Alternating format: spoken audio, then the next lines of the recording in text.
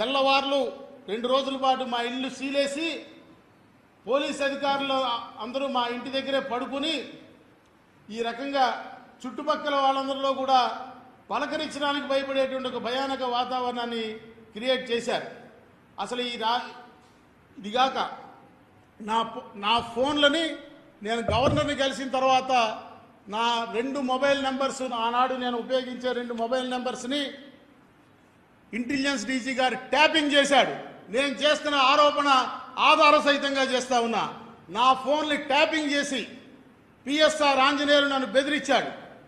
నేను ఆనాడు గవర్నర్ని కలిసిన తర్వాత ప్రభుత్వం నా మీద దాడి చేస్తూ ఉంటే ప్రధాన ప్రతిపక్ష నాయకుడైనటువంటి గౌరవనీయులు నారా చంద్రబాబు నాయుడు గారిని ఆనాడు ఈ రాష్ట్రంలో ప్రతిపక్ష పార్టీగా ఉన్నటువంటి పవన్ కళ్యాణ్, జనసేన అధినేత పవన్ కళ్యాణ్ గారిని కలిసి ఈ రకంగా ఉద్యోగస్తులను వేధిస్తున్నారనే విషయాన్ని చెప్పడానికి వారి అపాయింట్మెంట్ కోసం ఫోన్ చేశానని, నా ఫోన్ ట్యాపింగ్ చేయబట్టే కదా వారికి తెలిసింది. వెంటనే నా దగ్గరికి వచ్చి నన్ను పిలిపించి ఆ యేసుబాబు అనే అధికారి దగ్గర కూర్చోబట్టి నువ్వు పవన్ కళ్యాణ్ని చంద్రబాబు నాయుడిని కలవడం మానుకోకపోతే నీవు చాలా ఇబ్బందులు పడతావని చెప్పాడు. ఇది ఆ ఇంటెలిజెన్స్ డీజీ ఆఫీసులో నేను డేట్లతో సహా చెప్తా. వారి సీసీ కెమెరా రికార్డింగ్లో నేను ఆఫీస్కి వెళ్ళిన ఉదంతం ఉంటుంది. ఆఖరికి జూన్ 1వ ఇంకా నేను వినకపోతే జూన్ 1వ తారీఖు నాడు రాత్రి 7 గంటలప్పుడు ఇక్కడ మా అసోసియేషన్ ఆఫీస్కి కింద నా రూమ్లో నేను ఉండగా ఒక అధికారిని పంపించి నన్ను వీడియో కాల్ ఫోన్ మాట్లాడమన్నాడు.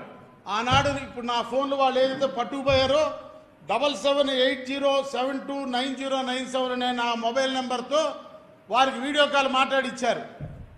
ఆ వీడియో కాల్ మాట్లాడినప్పుడు నువ్వు రేపు ఉదయం 8:30లోగా సజ్జల రామకృష్ణారెడ్డి దగ్గరికి వచ్చి క్షమాపణ కోరి నువ్వు కోర్టులో వేసిన కేసులని నువ్వు విత్డ్రా చేసుకోకపోతే 8:30 తర్వాత యు ఆర్ నో మోర్, భగవంతుడు కూడా నిన్ను కాపాడాడనే పదాలు వాడాడు. నేను వారిని అడిగా, ఆల్ ఇండియా సర్వీస్ అధికారిగా ఉంటూ ఇలాంటి పదప్రయోగం చేస్తూ ఉన్నారు, నో మోర్ భగవంతుడు కూడా కాపాడలేంటే అర్థం ఏంటి, ఫిజికల్గా ఎలిమినేట్ చేస్తారా అని వారిని నేను ప్రశ్నించా. అవన్నీ నాకు తెలీదు, ఎస్ఆర్కే చెప్పమన్నాడు, చెప్పాను అని చెప్పాడు. ఆ మర్నాడు జూన్ 2వ తారీఖు 2023 నాడు ఉదయం అచ్చెన్నాయుడు గారి సహకారంతో నేను నాడు ప్రతిపక్ష నాయకుడిగా ఉన్న చంద్రబాబు నాయుడు గారి ఇంటికి వెళ్ళాను ఈ విషయాలు చెప్పడానికి. వారు దీన్ని అర్థం చేసుకుని ఇది చాలా దుర్మార్గమైనటువంటి వ్యవస్థ, దుర్మార్గుడు రాజుగా ఉన్నాడు, మనం ఈ రాజ్య వ్యవస్థని కాపాడుకోవాలి, మనని మనం కాపాడుకుంటూనే ఈ వ్యవస్థను కాపాడుకోవాలని ఆయన నాకు ధైర్యం చెప్పారు. నాడు చంద్రబాబు నాయుడు గారి ఇంటికి వెళ్ళారన్నది అక్కడ ఉన్నటువంటి సీసీ కెమెరా ఫుటేజ్ని డైరెక్ట్గా ఇంటెలిజెన్స్ డీజీ ఆఫీసులో పిఎస్ఆర్ ఆంజనేయులు చూస్తాడు కాబట్టి అక్కడ నేను కనిపించానని 200 మంది పోలీసుల్ని అర్ధగంటలో మా అసోసియేషన్ ఆఫీస్ చుట్టూ మా ఇంటి చుట్టూ మోహరించారు. నేను వారికి దొరకకుండా వెళ్ళిపోయానని నా డ్రైవర్ని అనిల్ కుమార్ అనే నా డ్రైవర్ని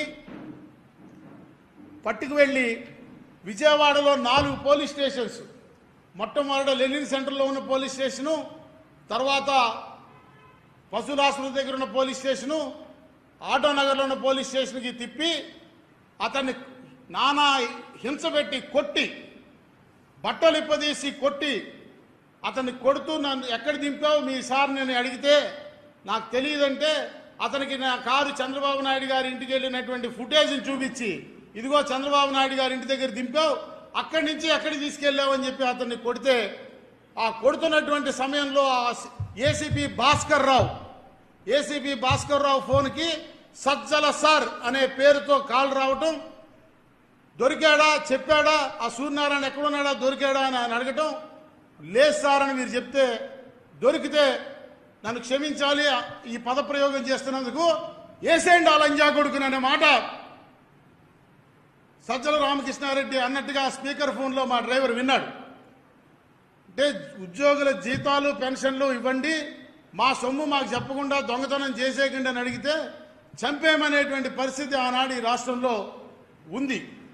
అక్కడి నుంచి మరలా నేను అజ్ఞాతంలోకి వెళ్ళటం, కింది కోర్టులో నాకు యాంటిసిపేటరీ బెయిల్ రాకపోతే, హైకోర్టులో రాకపోతే, సాక్షాత్తు హైకోర్టు జడ్జి గారే ఓపెన్ కోర్టు హాల్లో మై హ్యాండ్స్ ఆర్ టైడ్, నా చేతులు కట్టివేయబడి ఉన్నాయని వ్యాఖ్యానించారంటే ఆనాటి ఈ రాష్ట్రంలో పరిస్థితి ఏంటో అర్థం చేసుకోవాలి. ఇది నేను ఎవరి మీద అభియోగం చేయటంలా, ఇట్ ఈస్ ఆన్ రికార్డ్. ఆనాడు కోర్టు హాల్లో ఉన్న అందరూ కూడా విన్నారు ఈ విషయం.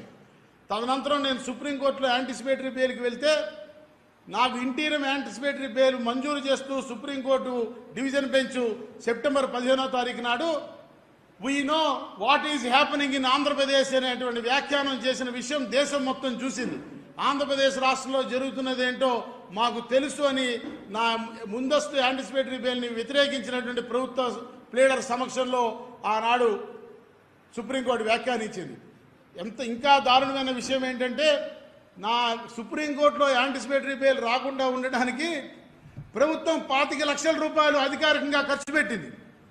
రంజిత్ కుమార్ అనేటువంటి ఒక సీనియర్ అడ్వకేట్ని ఎంగేజ్ చేసి ఆయనకి అపీరెన్స్కి 7.5 లక్షల రూపాయలు మంజూరు చేస్తూ జీవో ఇచ్చింది.